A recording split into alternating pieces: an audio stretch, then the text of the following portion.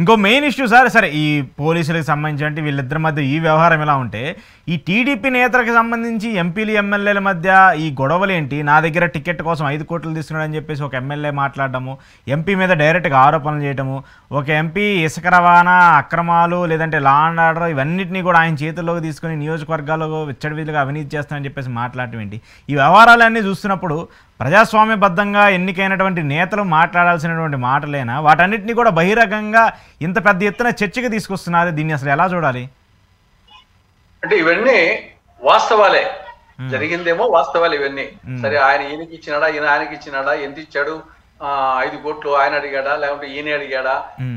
Usual గా వచ్చేసి ఎన్నికల్లో ఇప్పుడు ఎన్నికల నిబంధనావళి ప్రకారము ఎమ్మెల్యేకి వచ్చేసి ఏదో 30 లక్షలు ఖర్చు పెట్టాలా.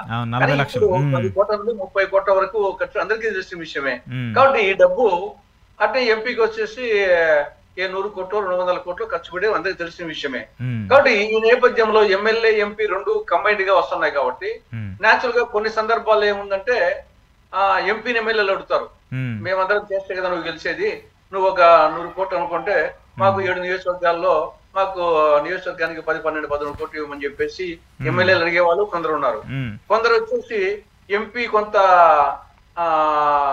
ఎంపీ వల్ల ఓట్లు వస్తాయని చాడు కొందరు, లేకుంటే ఎంపీ వల్లనే ఎమ్మెల్యే టికెట్ ఇస్తారనుకునే పార్టీ అధ్యక్షుడు అనుకున్నప్పుడు కొంత ఎమ్మెల్యేలు ఎంపీని ఆశ్రయించి నీకు డబ్బు ఇస్తామని చెప్పడము ఇది ఖచ్చితంగా జరిగింది. దీంట్లో ఎలాంటి సందేహమే లేదు. మరి ఆయన ఈయనకి ఇస్తానడా, ఈయన ఆయనకి ఇస్తానడా ఏది కానీ ఇది వాస్తవం ఉంటాయి.